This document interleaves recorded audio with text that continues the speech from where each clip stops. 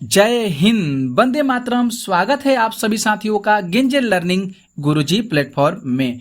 तो आपके लिए देख सकते हैं ज्योग्राफी के कुछ महत्वपूर्ण प्रश्नों को लेकर आज की क्लास में हाजिर हुए हैं। और आज की जो मुख्य टॉपिक है वह है ज्वालामुखी। इसी से रिलेटेड हम लोग बहुत सारे प्रश्नों को करने वाले हैं।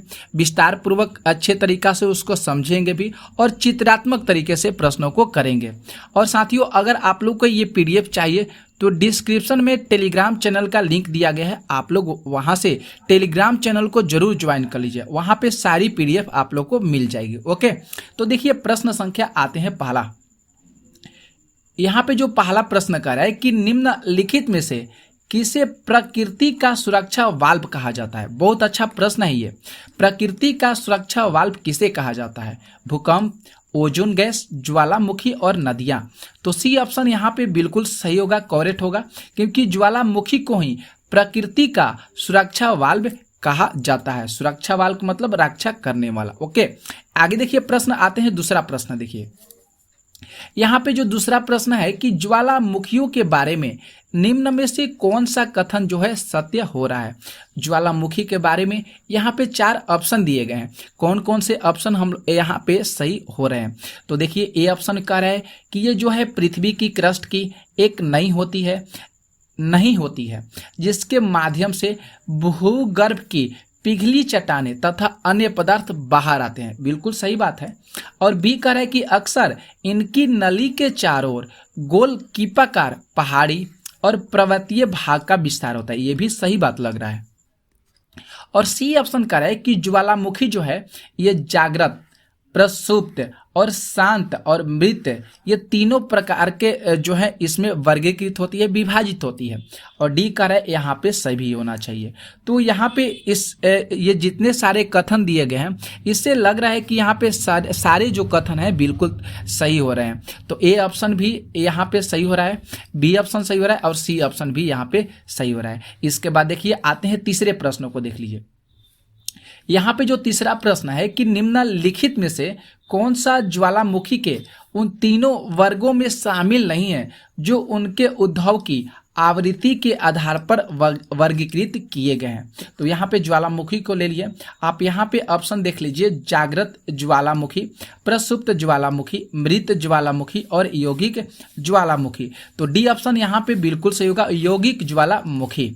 यौगिक ज्वालामुखी जो है ये इन तीनों वर्गों में शामिल नहीं है, लेकिन उनके उद्भव की आवृत्ति के आधार पर इसे वर्गीकृत किया जा सकता है। किसको? तो यौगिक ज्वालामुखी को।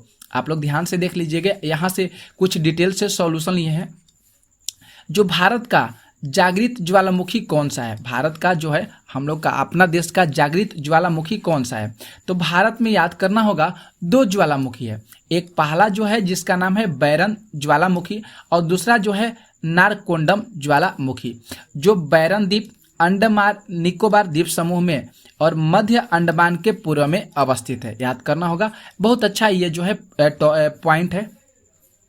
और यहाँ पे दूसरा बताया गया है कि जो नारकोंडम ज्वालामुखी है ये अंडमान निकोबार द्वीप समूह के उत्तर अंडमान के पूर्व में स्थित है। इस बैरन ज्वालामुखी को सक्रिय ज्वालामुखी के भी नाम से जाना जाता है। आप देख सकते हैं ये है ज्वालामुखी। देख लीजिए चारों तरफ जो समुद्र है, यहाँ पे बीच में ये ज्वालामुखी है। ओके, यहाँ पे और चीज को बताया गया है कि प्रसुप्त ज्वालामुखी से क्या अभिप्राय है। ये भी जानना जरूरी है कि जो प्रसुप्त ज्वालामुखी है ये क्या है। कि ये जो ऐसा ज्वालामुखी है जिसमें निकट अतीत में, अतीत का मतलब पिछले में, कोई उदार नहीं हुआ है, लेकिन इसमें कभी भी अचानक उदार हो सकता है, कभी भी अचानक इसमें विस्फोट हो सकता है, कभी भी अचानक इसमें और तरह के हलचल देखने को मिल सकते हैं। इस तरह के ज्वालामुखी जो है प्रायः शांत अवस्था में पड़े रहते हैं। इसमें यहाँ पे देखिए कहने का जो मेन मकसद है कि ये प्रायः तो शांत रहते हैं, लेकिन ये अपना अंदर से अंदर क्रियाशील होते रहते हैं। कब विस्फोट कर सकते हैं, कब अचानक इसके अंदर विस्फोट हो सकता है, ये कोई नहीं बता सकता है भविष्य में कब हो सकता है। तो ये ज्वालामुखी जो है अंदर ही अंदर क्रियाशील रहते हैं। इनमें विस्फोट जो है निकट भविष्य में कभी भी अचानक हो सकते हैं, ये किसी को पता नहीं है। तो इस ऐसे ज्वालामुखी को हम प्रसुप्त प्रसुप्त ज्वालामुखी के नाम से जानते हैं। ओके, क्लियर हो गया। इसके बाद देखिए एक और ज्वालामुखी का नाम आया था कि मृत ज्वालामुखी कौन कौन सी है। मृत ज्वालामुखी जो है कौन कौन सी है, तो यहाँ पे देख लीजिए, अफ्रीका का किलीमंजारो, म्यांमार का माउंट पोपा और ईरान का कोह सुल्तान और देमबंद जो है, ईरान का कोह सुल्तान और देमबंद, और दक्षिण अफ्रीका का चिम्ब राजो, ये सब जो है ज्वालामुखी है। इसे जरूर आप लोग ध्यान में रखिएगा। इस ज्वालामुखी का जरूर आप लोग याद नाम रखिएगा, किलीमंजारो, माउंट पोपा, कोह सुल्तान या देमबंद कह सकते हैं, या चिम्ब राजो। और उस देश का भी नाम आपको ध्यान में रखना होगा कि ये ज्वालामुखी जो है ये कौन कौन से देश में स्थित है। ओके, इसके बाद देखिए चौथा प्रश्न। चौथा जो प्रश्न है कि किस ज्वालामुखी में अक्सर उदार होती रहती है, कौन सी ज्वालामुखी है। जागृत ज्वालामुखी, प्रसुप्त ज्वालामुखी, मृत ज्वालामुखी, शांत ज्वालामुखी। तो ए ऑप्शन यहाँ पे बिल्कुल सही होगा। जागृत ज्वालामुखी जो है इसमें उदार जो है होती रहती है। उदार के मतलब क्या होता है, इसका अर्थ क्या होता है, तो उफान, मुंह से बाहर, जैसे ज्वालामुखी है कोई एकाएक अचानक जो है उसमें से अपना जो है लावा फेंकने लगे, तो उसको हम बोल सकते हैं जागृत ज्वालामुखी, उदार उसको बोला जाता है। 5 जो प्रश्न कर रहा है कि किस ज्वालामुखी में ऐतिहासिक काल से उदार नहीं हुआ है, कौन सा ऐसा ज्वालामुखी है जो ऐतिहासिक काल से, मतलब बहुत सालों से, ऐतिहासिक मतलब अभी तक से उसमें उदार देखने को नहीं मिला है, उसमें से लावा नहीं निकला है, वह जो है उफान पर जो है ज्वालामुखी नहीं आ पाई है, उसमें से एकाएक अचानक नहीं मतलब लावा नहीं विस्फोट हुआ है। तो जागृत ज्वालामुखी, प्रसुप्त ज्वालामुखी, शांत ज्वालामुखी और मृत ज्वालामुखी। तो डी ऑप्शन यहाँ पे बिल्कुल सही होगा। मृत ज्वालामुखी जो है यह ऐतिहासिक काल से इसमें कुछ भी प्रकार की जो संकट है, विस्फोट है, ये नहीं देखा गया है, तो वह है मृत ज्वालामुखी। 6 प्रश्न कर रहा है कि लंबे समय तक शांत रहने के पश्चात विस्फोट होने वाला जो ज्वालामुखी है उसको क्या कहा जाता है। लंबे समय तक तो शांत है लेकिन एकाएक जो हो गया उसमें विस्फोट देखने को मिलता है, उस ज्वालामुखी का क्या नाम है। मृत ज्वालामुखी, सुषुप्त ज्वालामुखी, सक्रिय ज्वालामुखी और निष्क्रिय ज्वालामुखी। तो यहाँ पे बी ऑप्शन बिल्कुल सही रहा, सुषुप्त ज्वालामुखी। ये जो है ज्वालामुखी शांत तो रहती है लेकिन कब इसमें विस्फोट देखने को मिल सकता है ये नहीं कहा जा सकता है। ओके, यहाँ पे देखिए सुषुप्त ज्वालामुखी जो है ये क्या होता है, सुषुप्त ज्वालामुखी क्या होता है। तो सुषुप्त ज्वालामुखी जो है ऐसे ज्वालामुखी जो वर्तमान समय में शांत हैं लेकिन भविष्य में उसके उदार को लेकर कुछ कहा नहीं जा सकता है, उसी को सुषुप्त ज्वालामुखी कहा जाता है। मतलब अभी तो ज्वालामुखी शांत है लेकिन भविष्य में हम लोग उसके बारे में कुछ जो है नहीं बता सकते हैं कि ये ज्वालामुखी शांत है तो क्या कब विस्फोट हो सकती है इसके अंदर, कब इसके अंदर जो है ये ज्वालामुखी जाग सकती है। जैसे कह सकते हैं वेसुवियस फ्यूजियामा जो जापान में है, कराकोटबा इंडोनेशिया में है, बैरन द्वीप ज्वालामुखी ये अंडमान में है। इस ज्वालामुखी जो है बताए हैं आप लोग जरूर याद कीजिएगा और देश का भी नाम साथ में याद करते चलिएगा। ओके, इसके बाद देखिए 7 जो प्रश्न है कि पृथ्वी की पपड़ी जिसको अर्थ एंड क्रस्ट कहा जाता है कि ठोस चट्टानों के नीचे जो पिघला हुआ पदार्थ होता है जो कभी कभी ज्वालामुखी के उदार के साथ धरती के ऊपरी तल पर आ जाता है उसे क्या कहा जाता है। मैग्मा, मैकुस, मार्स और इस यहाँ पे दिया है डी में मैसेटा। तो यहाँ पे कहा जाता है उसको क्या बोला जाता है, तो उसको मैग्मा बोला जाता है। ओके, इसके बाद देखिए 8 प्रश्न है कि पेले अश्रु जिसको हम पेल्स टीयर के नाम से जानते हैं इसकी उत्पत्ति जो है कब होती है। भूकंप के समय होती है कि प्लेट विवर्तनी के समय होती है कि ज्वालामुखी उदार के समय कि पर्वत निर्माण के समय जो है पेले अश्रु की उत्पत्ति होती है। कब होती है, तो ज्वालामुखी उदार के समय जो है ये पेले अश्रु जो है जिसको हम पेल्स टीयर के नाम से जानते हैं इसकी उत्पत्ति ज्वालामुखी उदार के समय होती है। ओके, अब यहाँ पे बताया गया है कि पेले के अनुठोसकृत ज्वालामुखी जो है ये लावा के छोटे छोटे कणों के लिए भूगर्भीय शब्द होता है। कौन सा, पेले अश्रु। जब पिघले हुए पदार्थ के कण अश्रु सदृश बूंदों के रूप में फ्यूज हो जाते हैं तब इनका निर्माण होता है पेले अश्रु का। ठीक है, आगे देखिए प्रश्न जो 9 कह रहे हैं यहाँ पे प्रश्न कि ज्वालामुखी में जल वाष्प के अलावा मुख्य गैसें कौन कौन सी होती है। ज्वालामुखी में जब जल वाष्प होता है तो उसके अलावा, जल वाष्प के अलावा वहाँ पे कौन कौन सी गैसें मौजूद होती है? नाइट्रोजन ऑक्सीजन, इसके बाद hydrogen oxygen, carbon dioxide, hydrogen और nitrogen, sulphur dioxide, carbon dioxide और नाइट्रोजन।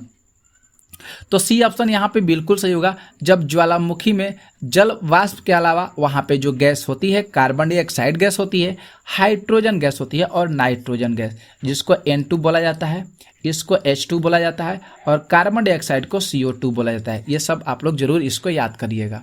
आगे देखिए, यहाँ पे कुछ बताया गया है कि सबसे प्रचुर मात्रा में ज्वालामुखीय गैस जो है वह जल वाष्प, जिसमें कह सकते हैं 60% से अधिक होता है, जो हानि रहित होता है। 60% से अधिक होता है जल वाष्प गैस, जो हानि रहित होता है। इसमें कार्बन डाइऑक्साइड, सल्फर डाइऑक्साइड, जिससे सल्फर डाइऑक्साइड के मतलब उच्च तापमान वाले ज्वालामुखी गैस है, हाइड्रोजन सल्फाइड जो है कम तापमान वाले ज्वालामुखी गैस है, और हाइड्रोजन हाइलाइड की जो अन्य महत्वपूर्ण मात्रा है यह ज्वालामुखियों से निकलती है। ओके, तो इसे जरूर आप लोग ध्यान पे रखिएगा। आगे देखिए, प्रश्न आते हैं 10 प्रश्न। यहाँ पे जो 10 प्रश्न है कि ज्वालामुखी उदार के फलस्वरूप प्राप्त जो लावा है एवं धरातलीय चट्टानों के टुकड़े को सम्मिलित रूप से क्या कहा जाता है? जब ज्वालामुखी के उदार के फलस्वरूप उसमें जो लावा हुआ और धरातलीय चट्टानों के जो टुकड़े होते हैं उसको अगर हम लोग सम्मिलित कर देते हैं तो इस प्रक्रिया को क्या कहा जाता है? पायरोक्लास्ट, ब्रेसिया, लेपिली और अस्कोरिया। तो इसको बोला जाता है पायरोक्लास्ट बोला जाता है। क्या बोला जाता है? पायरोक्लास्ट। जरूर आप लोग नाम याद करते चलिएगा, क्योंकि जितने सारे मैंने प्रश्न लिए हैं ये सारे प्रश्न जो है SCRT और NCRT के प्रश्न हैं, और BTC के भी प्रश्न है, बहुत इंपॉर्टेंट प्रश्न है। इससे बाहर आपको देखने को ऐसे प्रश्न नहीं मिलेंगे। आगे देखिए, यहाँ पे मेरे द्वारा ये बताए हैं कि ज्वालामुखी उदार के दौरान जो लावा धरातल पर पहुँचता है उसका मुख्य स्रोत वही नहीं होता है, और भूपरपट्टी एवं मेटल का जो ऊपरी भाग होता है वह मिलकर स्थल मंडल, जिसको लिथोस्फीयर कहलाते हैं। ठीक है, तो जरूर याद करिएगा। 11 जो प्रश्न है कि क्रेटर तथा कालोड्रा, क्रेटर और काल्डेरा है, स्थलाकृतियाँ निम्नलिखित में से किससे संबंधित होती है? उल्कापात से होती है, ज्वालामुखी क्रिया, पवन क्रिया और हिमानी क्रिया। तो बी ऑप्शन यहाँ पे बिल्कुल सही होगा, ज्वालामुखी क्रिया होती है। किससे? ये जो क्रेटर और काल्डेरा, ये जो स्थलाकृतियाँ है ये जो है ज्वालामुखी क्रिया से संबंधित होती है।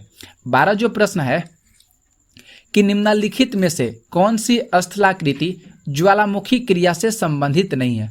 उस समय था कि स्थलाकृति जो है वह ज्वालामुखी क्रिया से संबंधित है। अब यहाँ पे आ गया है नहीं। थोड़ा सा आप लोग ध्यान दीजिएगा, क्योंकि बहुत सारे विद्यार्थी नहीं पर ध्यान नहीं देते हैं और तुरंत ऑप्शन को सही कर देते हैं, लेकिन वहाँ पे गलत हो जाता है। तो नहीं वाला जितने सारे प्रश्न होते हैं उस पर बहुत ज़्यादा आपको ध्यान देना पड़ता है। तो क्रेटर, काल्डेरा, गेसर और फियोर्ड, तो यहाँ पे ऑप्शन डी बिल्कुल सही होगा। फियोर्ड जो है ये स्थलाकृतियाँ ज्वालामुखी से ये संबंधित नहीं होता है। अगला प्रश्न देखिए, 13 जो प्रश्न है कि किस स्थलाकृति का निर्माण ज्वालामुखी क्रिया से नहीं होता है? कौन सा स्थलाकृति है? लावा का पठार हुआ, लावा मैदान हुआ, कि सील तथा डाइक हो गया, कि विसर्प हो गया? तो डी ऑप्शन यहाँ पे बिल्कुल सही होगा। विसर्प जो होता है इसका निर्माण जो है ज्वालामुखी से नहीं होता है। विसर्प जरूर याद करिएगा। 14 देखिए, बहुत अच्छा प्रश्न है 14 कि डाइक क्या है? ये जो डाइक शब्द लिखा गया है ना, ये डाइक शब्द क्या है? ज्वालामुखी निर्मित बहिर्वर्ती स्थलाकृति, ज्वालामुखी निर्मित आंतरिक स्थलाकृति, तटीय स्थलाकृति और हिमनद निर्मित स्थलाकृति। तो यहाँ पे बी ऑप्शन बिल्कुल सही होगा। जो डाइक है वह ज्वालामुखी निर्मित आंतरिक स्थलाकृति है। आंतरिक का मतलब होता है अंदर की स्थलाकृति जो है ये है, जिसको हम डाइक के नाम से जानते हैं। अगला प्रश्न जो है 15 कि काल्डेरा संबंधित किससे है? काल्डेरा जो है किससे संबंधित है? देखिए कैसे कैसे प्रश्न बन रहे हैं, आपको सारा चीज डिटेल से बता दे रहे हैं और उसी में से प्रश्न जो है आपसे पूछ रहे हैं। तो हिमनद हो जाएगा, भूकंप हो जाएगा, ज्वालामुखी हो जाएगा और यहाँ से डी में भ्रंश हो जाएगा। तो भूकंप से संबंधित होगा। काल्डेरा जो है ये किससे संबंधित है, तो काल्डेरा भूकंप से संबंधित है। ओके, 16 देखिए प्रश्न। 16 प्रश्न है कि वह कौन सा महाद्वीप है जहां एक भी ज्वालामुखी नहीं है। बहुत अच्छा प्रश्न, बहुत मस्त प्रश्न है ये। कौन सा ऐसा महाद्वीप है जहां पे एक भी ज्वालामुखी नहीं है, तो ऑस्ट्रेलिया, अंटार्कटिका, अफ्रीका और यूरोप। तो ये ऑप्शन जरूर आप लोग यहाँ पे याद करिएगा, क्योंकि ऑस्ट्रेलिया जो देश है यहाँ पर अभी तक से एक भी ज्वालामुखी नहीं है। ओके, जरूर याद करिएगा ये प्रश्नों को। देखिए बता दिया गया है कि ऑस्ट्रेलिया जो है दुनिया का एकमात्र ऐसा महाद्वीप है जहाँ पर एक भी सक्रिय ज्वालामुखी है ही नहीं। ओके, तो जरूर याद करना होगा। देखिए 17 प्रश्न जो कह रहा है कि अग्नि वलय, जिसको सर्कल ऑफ फायर के नाम से जानते हैं, इसे किसे कहा जाता है। अंटार्कटिका परिमेखला को, हिंदी परिमेखला, प्रशांत परिमेखला और आर्कटिक परिमेखला। तो यहाँ पे बिल्कुल सही होगा सी ऑप्शन, प्रशांत परिमेखला कहा जाता है। अग्नि जो वलय होता है इसको हम प्रशांत परिमेखला के नाम से जानते हैं। परि के मतलब क्या होता है, चारों ओर। ठीक है, अगला देख लीजिए। यहाँ पे हमने बताने का प्रयास जो है मेरे द्वारा कि रिंग ऑफ फायर को परिप्रशांत पेटी के रूप में जाना जाता है। जरूर याद करना होगा, पूछा जा सकता है प्रश्न कि रिंग ऑफ फायर को परिप्रशांत पेटी के नाम से जाना जाता है। ये प्रशांत जो है, यह प्रशांत महासागर के समानांतर वह मार्ग है जहाँ पे ज्वालामुखी अत्यधिक सक्रिय होती है और यहाँ पे अक्सर भूकंप जो है देखने को मिलते हैं। हमें अक्सर यहाँ पे भूकंप आते रहते हैं और अधिकांश भूकंप और ज्वालामुखी रिंग ऑफ फायर और उसके आसपास देखे जा सकते हैं। और इसकी लंबाई को भी ध्यान में रखना होगा। इसकी लंबाई जो है 40,000 किलोमीटर है। कितना हजार किलोमीटर है, तो 40,000 किलोमीटर है। 18 जो प्रश्न है कि लैकोलिथ किससे संबंधित है। लैकोलिथ जो है ये किससे संबंधित है, ज्वालामुखी से, भूकंप से, कि पर्वत निर्माण से, कि महाद्वीपीय प्रवाह से। तो जो यहाँ पे लैकोलिथ है ये ज्वालामुखी से संबंधित है। किससे संबंधित है, तो ये लैकोलिथ जो है ज्वालामुखी से संबंधित है। यहाँ पे देखिए बता दिए गए हैं कि लैकोलिथ तब बनता है। अब यहाँ पे लैकोलिथ तो ज्वालामुखी से तो रिलेटेड है ही। अब ये बनता कैसे है, तो जब उच्च दबाव वाला मैग्मा तलछटी चट्टानों के स्तर को जब हिलाता है और ऊपर उठते लावे का 6 भाग क्षैतिज दिशा में पाए जाने वाले कमजोर धरातल में चला जाता है और यह अलग अलग आकृतियों में जमा हो जाता है। और यही जो तस्तरी आकार का एक जो है नमूना पेश करता है, तस्तरी आकार का जम जाता है, उसी को लैपोलिथ कहा जाता है। लैपोलिथ कहा जाता है। 19 प्रश्नों को देखिए। प्रश्न 19 है कि पेंट पॉट, जिसको पेंट पॉट के विषय में कौन सा कथन जो है सत्य है। पेंट पॉट जो है ये किससे संबंधित है, ये ज्वालामुखी से संबंधित है। अब थोड़ा सा यहाँ पे ध्यान रखना होगा कि यहाँ पे कौन सा ऑप्शन यहाँ पे सही हो रहा है। तो देखिए ज्वालामुखी क्षेत्र का एक छिद्र जिसमें गर्म एवं गहरे रंग का द्रव्य कीचड़ बाहर निकलता है, जिसको पेंट पॉट कहा जाता है। इसके साथ सामान्यतः गेसर भी पाए जाते हैं। और पेंट पॉट जो है यूएसए के येलोस्टोन नेशनल पार्क में पाया जाता है। तो यहाँ पे ए ऑप्शन भी सही हो रहा है, बी सही हो रहा है और सी ऑप्शन सही हो रहा है और डी भी यहाँ पे दिया गया है कि उपयुक्त सभी। तो इसलिए यहाँ पे ए ऑप्शन, बी ऑप्शन और सी ऑप्शन तीनों सही हो रहे हैं। 20 जो प्रश्न है कि विश्व में सर्वाधिक जागृत ज्वालामुखी कहाँ स्थित है। जागृत ज्वालामुखी विश्व में सबसे ज्यादा कहाँ पे स्थित है। आंध्र महासागर के आसपास, प्रशांत महासागर के आसपास, हिंद महासागर के आसपास, कि आर्कटिक महासागर के आसपास। तो बी ऑप्शन यहाँ पे बिल्कुल सही होगा। ये जो जागृत ज्वालामुखी है ये प्रशांत महासागर के आसपास स्थित है। तो ऑप्शन बी यहाँ पे सही हो रहा है। 21 प्रश्न है कि विश्व की अधिकांश ज्वालामुखी घटनाएं जो है घटित होती है कैसे। तो रचनात्मक प्लेट किनारों पर, भ्रंश मेखला के सहारे, मुर्दार मेखला के सहारे, विनाशात्मक प्लेट किनारों पर। तो 21 का जो ऑप्शन डी हो रहा है ये बिल्कुल सही हो रहा है। विनाशात्मक प्लेट किनारों पर, विनाशात्मक प्लेट किनारों के वजह से ज्वालामुखी जो है एक ज्वालामुखी की घटनाएं है बहुत ज़्यादा घटित होती रहती है, जिससे हम लोग को देखने को जो है मिलता रहता है। एक ये 22 प्रश्न जो है कि विश्व के अधिकांश सक्रिय ज्वालामुखी पाए जाते हैं कहाँ पे? तो प्राचीन पठारी क्षेत्रों में, गहन सागरीय मैदानों में, नवीन मुड़दार पर्वतीय क्षेत्र में, मैदानी क्षेत्रों में। तो यहाँ पे ऑप्शन सी बिल्कुल सही हो रहा है। नवीन मुड़दार पर्वतीय क्षेत्रों में जो है अधिकांश जो ज्वालामुखी है, सक्रिय ज्वालामुखी जो है, ये नवीन मुड़दार पर्वतीय क्षेत्रों में पाए जाते हैं। अब देखिए मैंने यहाँ पे डिटेल से इसका सॉल्यूशन ले लिया है कि विश्व के जो प्रमुख सक्रिय ज्वालामुखी की सूची यहाँ पे देख लीजिए कौन कौन से, बहुत सारे थे, तो इसलिए मैंने इतना ही ले लिया, जिससे आपको कुछ तो जो जानकारी तो हो जाएगा। जो मुख्य ज्वालामुखी है पोपोकातेप्पे स्थान जो है ये ज्वालामुखी का है, ये अल्टीप्लानो डी मैक्सिको में है। एना जो है, एना स्थान जिसको काराकोटा कहा जाता है, इंडोनेशिया में हो जाएगा। माउंट कैमरून जो हो जाएगा, इसका जो स्थान होगा मोनार्क कैमरून में होगा। गुआल्टीडा ये एंडी चिली में हो जाएगा। फुआगो ये कहाँ पे हो जाएगा इसका स्थान? सियरा माद्रे या ग्वाटेमाला।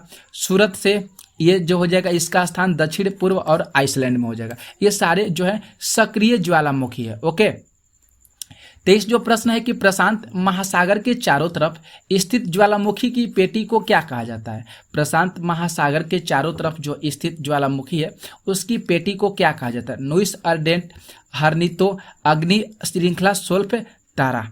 तो यहाँ पे सी ऑप्शन बिल्कुल सही होगा, अग्नि श्रृंखला कहा जाता है। जो प्रशांत महासागर के चारों तरफ स्थित ज्वालामुखी होती है उसकी पेटी को अग्नि श्रृंखला कहा जाता है। 24 प्रश्न है कि विश्व के अधिकांश सक्रिय ज्वालामुखी निम्नलिखित में से किस क्षेत्र में पाई जाती है? मध्य महाद्वीपीय पेटी, मध्य अटलांटिका पेटी, परिप्रशांत पेटी, अफ्रीका की प्रंस घाटी। सी ऑप्शन बिल्कुल सही होगा। अभी जस्ट हम बताएं परिप्रशांत पेटी में जो विश्व की अधिकांश जो सक्रिय ज्वालामुखी है यहीं पर पाई जाती है, परिप्रशांत पेटी में। 25 जो प्रश्न है कि निम्नलिखित में से कौन सा ज्वालामुखी पर्वत का उदाहरण नहीं है? यहाँ पे ज्वालामुखी पर्वत का इसमें से कौन सा उदाहरण जो है नहीं मिल रहा है? तो mount Etna, mount Fujiyama, mount black और माउंट किलिमंजारो। तो सी ऑप्शन बिल्कुल सही होगा। ये ज्वालामुखी पर्वत का उदाहरण नहीं है, बाकी माउंट एटना, फ्यूजियामा और किलिमंजारो ये बिल्कुल सही हो रहा है। यहाँ पे देखिए 26 प्रश्न है कि विश्व का सबसे ऊंचा ज्वालामुखी पर्वत कोटोपैक्सी कहाँ पे स्थित है? विश्व का सबसे ऊंचा ज्वालामुखी पर्वत है कोटोपैक्सी कहाँ पे है? जापान, फिलीपींस, इक्वाडोर और हवाई द्वीप। तो सी ऑप्शन बिल्कुल सही होगा। इक्वाडोर जरूर याद करिएगा, देख लीजिए आप चित्र में। विश्व का जो सबसे ऊंचा ज्वालामुखी पर्वत है कोटोपैक्सी, ये इक्वाडोर में स्थित है। आप यहाँ पे देख सकते हैं कोटोपैक्सी जो है विश्व का सबसे ऊंचा तथा ज्वालामुखी पर्वत माना जाता है। यह वर्तमान में सक्रिय अवस्था में, ये जो कोटोपैक्सी है ये सक्रिय ज्वालामुखी अभी भी सक्रिय है और इसकी ऊंचाई 5,897 मीटर है। इसकी ऊंचाई कितना है? 5,897 मीटर है। अगला देखिए प्रश्न 27, अस्ट्राम्बोली ये किस प्रकार का ज्वालामुखी है? अस्ट्राम्बोली जो है किस प्रकार की ज्वालामुखी है? जागृत, सुषुप्त, मृत या शांत की इनमें से कोई नहीं। तो ए ऑप्शन बिल्कुल से होगा, जागृत ज्वालामुखी है। अस्ट्राम्बोली जो है एक प्रकार की जागृत ज्वालामुखी है। 28 प्रश्न है कि मृत ज्वालामुखी किलिमंजारो किस देश में स्थित है? अभी जस्ट बताए हैं, इटली, तंजानिया, मैक्सिको और संयुक्त राष्ट्र अमेरिका। आपको बोले हैं कि देखिए जितनी सारी ज्वालामुखी है जो मुख्य सबसे अभी जो आप लोग को बताए हैं उसे के देश का नाम जरूर याद करिएगा कहाँ पे स्थित है, प्रश्न बनेगा। तंजानिया जरूर याद करिएगा। किलिमंजारो जो है मृत ज्वालामुखी है, किलिमंजारो किस देश में स्थित है? तो तंजानिया देश में स्थित है। अब यहाँ पे देखिए तंजानिया के बारे में कुछ समझ लीजिए। तंजानिया जो है एक देश है, ये संयुक्त गणराज्य अफ्रीका महाद्वीप के पूर्वी भाग में स्थित एक देश है, जिसकी सीमाएं उत्तर में कीनिया, युगांडा, पश्चिम में रवांडा, युगांडा की जो राजधानी है रवांडा होता है, बुरुंडी में कांगो और दक्षिण में जाम्बिया और मालवा और मोजाम्बिक इसके मिलते हैं। जैसे इसकी मतलब कह सकते हैं सीमाएं हैं। और इस तथा देश की जो पूर्वी सीमा है यह हिंद महासागर द्वारा निर्धारित होती है तंजानिया की। और तंजानिया की राजधानी जो है दोदोमा है।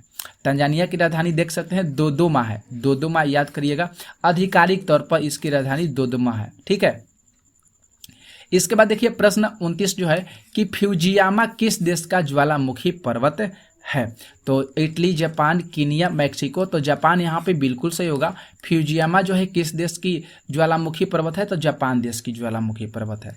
30 प्रश्न है कि निम्नलिखित में से किस ज्वालामुखी को भूमध्य सागर का प्रकाश स्तंभ कहा जाता है। बहुत इंपॉर्टेंट प्रश्न है ये। एंटना, क्राकाटोआ, अश्राम्बोली और विसुवियत। तो यहाँ पे ऑप्शन तो आप लोग को पता चल गया होगा, सी ऑप्शन बिल्कुल सही होगा, अश्राम्बोली इसको कहा जाता है। अश्राम्बोली प्रकाश स्तंभ कहाँ पे स्थित है, तो अश्राम्बोली में स्थित है।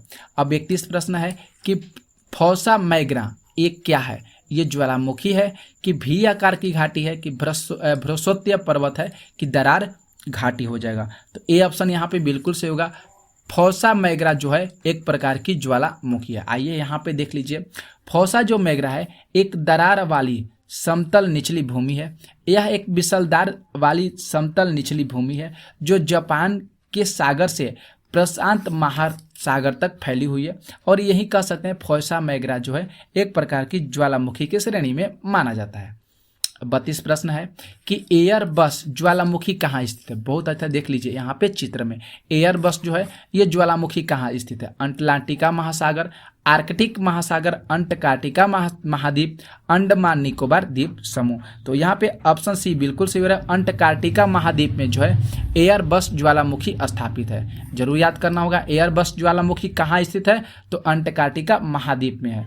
आप यहाँ पे देख सकते हैं एयरबस ज्वालामुखी कहाँ स्थित है, तो इसका सही नाम है एयरबेस, ये भी दे सकता है एरेबेस, एरेबस।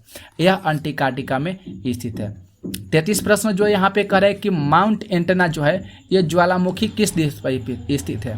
माउंट एटना ज्वालामुखी किस द्वीप पर स्थित है। लिपारी, सिमी, कोर्सिका और त्रिस्टान डी कुन्हा। तो यहाँ पे बी ऑप्शन बिल्कुल से होगा, सिमी में स्थित है। कहाँ पे स्थित है, तो माउंट एटना ज्वालामुखी जो है सिमी में स्थित है। आप यहाँ पे देख सकते हैं माउंट एटना ये यूरोप में दूसरा सबसे बड़ा सक्रिय ज्वालामुखी माना जाता है। यूरोप का दूसरा सबसे बड़ा सक्रिय ज्वालामुखी कौन सा है, तो माउंट एटना है। और दुनिया के सबसे अधिक बार विस्फोटों वाला ज्वालामुखियों में से इसे एक भी माना जाता है माउंट एटना को। यह इटली में स्थित है, सिसिली द्वीप के पूर्वी तट के पास यह स्थित है। माउंट एटना जरूर याद करिएगा। 34 प्रश्न है कि निम्नलिखित में से कौन सा एक ज्वालामुखी पर्वत नहीं है। फ्यूजियामा, एंडीज, विसुवियत और वासजेज। तो यहाँ पे जो ऑप्शन डी हो रहा है ये बिल्कुल सही हो रहेगा। वासजेज जो है ये ज्वालामुखी पर्वत नहीं है। फ्यूजियामा तो आपको पता है, एंडीज और विसुवियत जो है ये ज्वालामुखी पर्वत है। 35 प्रश्न देख लीजिए। 35 प्रश्न है कि विसुवियत ज्वालामुखी किस देश में स्थित है। देखिए सारे प्रश्नों को मैं एक एक लाइन से ले रहे हैं। कीनिया, इटली, इंडोनेशिया और मैक्सिको। तो विसुवियत ज्वालामुखी जरूर आप लोग याद करिएगा इटली देश में। कौन सी देश में, इटली देश में। और इटली की राजधानी कहाँ पे, तो इटली की राजधानी रोम है। ओके, इसके बाद देखिए 36 प्रश्न जो है कि मौना लोवा जो है किसका उदाहरण है। मौना लोवा किसका उदाहरण है। सक्रिय ज्वालामुखी का कि प्रसुप्त ज्वालामुखी, मृत ज्वालामुखी की ज्वालामुखी क्षेत्र में पठार का। मौना लोवा, तो मौना लोवा जो है प्रसुप्त ज्वालामुखी का उदाहरण है, प्रसुप्त ज्वालामुखी का उदाहरण है। 37 प्रश्न है कि टावो जो है ज्वालामुखी निम्नलिखित में से किस द्वीप पर स्थित है। पापुआ न्यू गिनी में, पेटली द्वीप समूह में, इंडोनेशिया में कि पश्चिमी द्वीप समूह में। तो बी ऑप्शन यहाँ पे बिल्कुल सही होगा, पेटली द्वीप समूह में। जो क्राकाटोआ ज्वालामुखी है यह पेटली द्वीप समूह में स्थित है।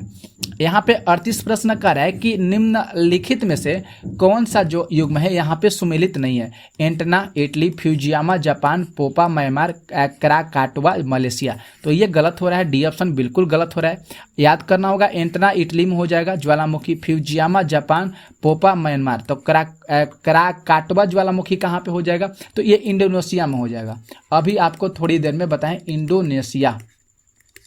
यहाँ पे बताया गया है कि जावा सुमित्रा इंडोनेशिया के बीच सुंडा जल मध्रु। याद करना होगा कौन सा जल मध्य दे सकता है, तो सुंडा जल डमरू मध्य। ये कारकोटवा ज्वालामुखी में 535 CE के आसपास एक प्रमुख काल्डेरा पतन हुआ था और इस घटना में बेरटालून, लैग और राकाटा के 3 द्वीपों से घिरे जो 7 किलोमीटर चौड़े काल्डोरा का गठन किया गया था।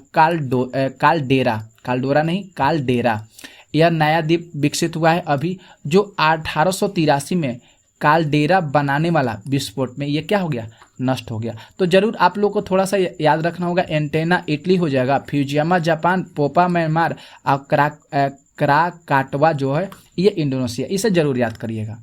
39 प्रश्न है कि किलिमंजारो पर्वत निम्नलिखित में से किस महाद्वीप में स्थित है। तो किलिमंजारो पर्वत अफ्रीका देश में स्थित है। कहाँ पे, कौन सा देश में स्थित है, तो अफ्रीका देश में है। 40 प्रश्न करें कि एल मिस्टी ज्वालामुखी किस देश में है। एल मिस्टी ज्वालामुखी जो है किस देश में है, तो ये पेरू देश में स्थित है। कौन से देश में स्थित है, कि पेरू देश में है। 41 प्रश्न जो यहाँ पे है कि ज्वालाखंडास्मी क्या है। ये खंडास्मी जो है ये क्या है, तप्त शैल के टुकड़े और लावा स्तर की निराविषी गैस की भाप विस्फोटक। तो यहाँ पे ए ऑप्शन सही होगा, तप्त शैल के टुकड़े और लावा। ये जो ज्वालाखंड सामी जो है ये तप्त शैल के टुकड़े और लावा है। 42 प्रश्न कह रहे हैं कि फिलीपींस में कौन सा ज्वालामुखी जो है लगभग 6 शताब्दियों तक सुप्त रहने के बाद फट पड़ा था। 6 शताब्दी तक, सोच लीजिए 6 शताब्दी तक सुस्त था, उसके अंदर कुछ भी भयंकर घटनाएं देखने को नहीं मिली थी, लेकिन इसके बाद वह फट पड़ा। कौन सा जो है फिलीपींस का कौन सा ज्वालामुखी है, अभी बताएं आप लोग को। माउंट बैरन, माउंट फ्यूजियामा, उन्जेन और माउंट पिनेटुबो। तो डी ऑप्शन यहाँ पे सही होगा, माउंट पिनेटुबो जरूर याद करना होगा। फिलीपींस की एक ज्वालामुखी है माउंट पिनेटुबो। 6 शताब्दियों तक ये जो है सुस्त था, लेकिन एकाएक इसमें क्या हो गया, यह विस्फोट हो चुका है। 43 जो प्रश्न है कि क्रेटर जिसको हम ज्वालामुखी छिद्र कहते हैं, क्रेटर को ज्वालामुखी छिद्र कहा जाता है, इसकी आकृति कैसी होती है, गोलाकार, कीपाकार, शंकुकार और लंबवत। तो इसकी जो आकृति होती है ऑप्शन यहाँ पे बी सही होगा, कीपाकार होती है। क्रेटर ज्वालामुखी की क्रेटर जो है ज्वालामुखी छिद्र जिसको कहा जाता है तो कीपाकार होता है, जिसको आप देखते हैं ना कि पहले के समय में जैसे लालटेन होता था तो हम लोग टीप के सहारे वहाँ पे उसके लालटेन में तिल डालते थे, तो उसी को कीपाकार बोला जाता है। 44 प्रश्न यहाँ पे कह रहा है कि निम्नलिखित में से कौन सी गैस ज्वालामुखी उद्भेदन के समय नहीं निकलती। ऑक्सीजन, हाइड्रोजन, अमोनिया और कार्बन डाइऑक्साइड। तो ए ऑप्शन यहाँ पे बिल्कुल सही हो रहा, ऑक्सीजन गैस नहीं निकलती है। और 45 प्रश्न देख लीजिए कि ज्वालामुखी के उद्गार के समय निकलने वाली गैस में जल वाष्प की मात्रा कितनी होती है। अभी जस्ट प्रश्न के पीछे बताए थे आप लोग को। तो डी ऑप्शन यहाँ पे सही होगा, 80 से 90% जो है जल वाष्प की मात्रा होती है। तो ये क्लास आपको कैसा लगा आप लोग जरूर कमेंट करके बताइएगा। तो आज की क्लास हम लोग यहीं पे समाप्त करते हैं, मिलते हैं नेक्स्ट लेक्चर में ऐसे ही कुछ महत्वपूर्ण टॉपिक और प्रश्नों के साथ। तो आज की क्लास यहीं पे समाप्त करते हैं। आप सभी साथियों को जय हिंद, जय भारत।